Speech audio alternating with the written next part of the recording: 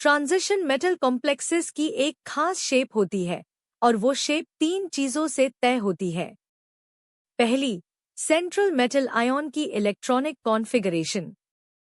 दूसरी, coordination number यानी metal से जुड़े डोनर एटॉम्स की तादाद।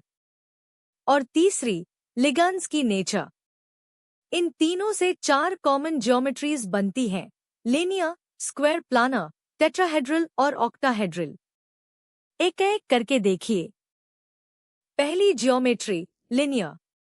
इसमें सेंट्रल मेटल आयन के साथ सिर्फ 2 लिगेंड्स जुड़ते हैं और दोनों मेटल आयन के बिल्कुल ऑपोजिट साइड्स पर होते हैं, यानी बॉन्ड एंगल 180 डिग्रीज। बॉन्ड्स गिन लीजिए। Coordination number 2। पहला टिपिकल एग्जाम्पल, सिल्वर आयन के साथ 2 अमोनिया मोलिक्यूल्स। और दूसरा, सिल्वर आयन के साथ 2 साइनाइड लिगेंड्स। दोनों में मेटल और उसके दोनों लिगेंड्स एक ही स्ट्रेट लाइन पर हैं। दूसरी ज्योमेट्री, स्क्वायर प्लानर। इसमें सेंट्रल मेटल आयन और चारों लिगेंड्स एक ही प्लेन में रहते हैं। चारों स्क्वायर के कॉर्नर्स पर बैठते हैं, बॉन्ड एंगल 90 डिग्रीज। बॉन्ड्स 4, तो कोऑर्डिनेशन नंबर 4। यह ज्योमेट्री D8 मेटल आयन्स की पहचान है, जैसे निकल 2+ और प्लैटिनम 2+, अमोनिया और साइनाइड जैसे लिगेंड्स के साथ। पहला एग्जाम्पल, निकल के साथ 4 साइनाइड और दूसरा, प्लैटिनम के साथ 4 अमोनिया। तीसरी ज्योमेट्री, टेट्राहेड्रल। इसमें 4 लिगेंड्स टेट्राहेड्रन के 4 कॉर्नर्स की तरफ डायरेक्टेड होते हैं और बॉन्ड एंगल बनता है 109.5 डिग्रीज। ध्यान दीजिए, यह स्क्वायर प्लानर नहीं है। चारों लिगेंड्स एक प्लेन में नहीं है। कोऑर्डिनेशन नंबर यहाँ भी 4 ही है। ऐसी शेप्स तब आम हैं जब मेटल आयन की कॉन्फ़िगरेशन D7, D8 या D10 हो, जैसे कोबाल्ट के साथ 4 क्लोराइड और मैंगनीज के साथ 4 क्लोराइड।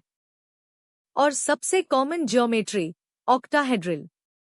यहाँ सेंट्रल मेटल आयन के चारों तरफ 6 लिगेंड्स होते हैं। यह 6 X, Y और Z एक्सिस के साथ साथ मेटल तक आते हैं। इनमें से 4 लिगेंड्स एक स्क्वायर प्लेन बनाते हैं 90 डिग्रीज के एंगल पर, और बाकी 2 इस प्लेन के ऊपर और नीचे एक दूसरे से 180 डिग्रीज पर। तो कोऑर्डिनेशन नंबर 6।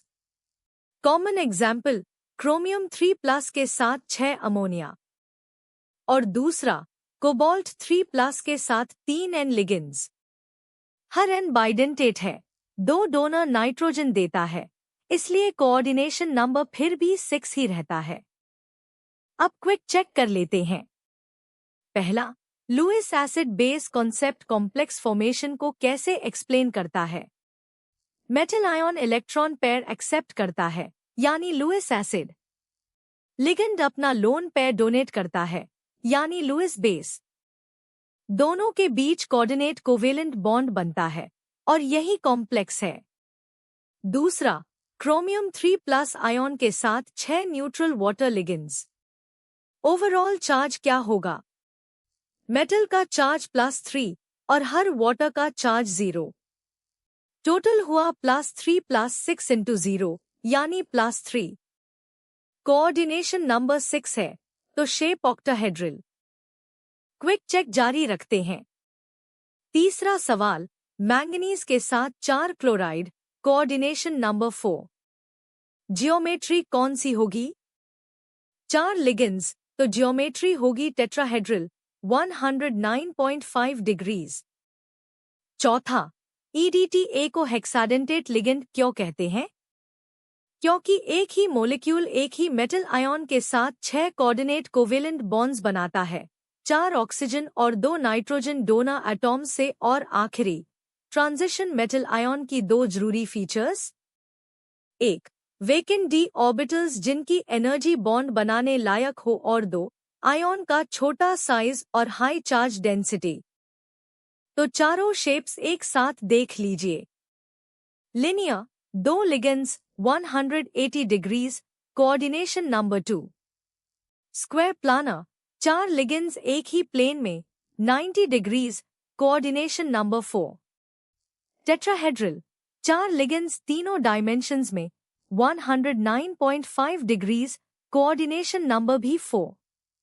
ऑक्टाहेड्रल, 6 लिगेंड्स, 90 और 180 डिग्रीज, कोऑर्डिनेशन नंबर 6।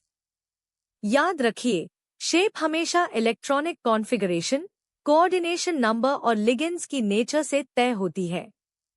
बस यह टॉपिक आपका हो गया।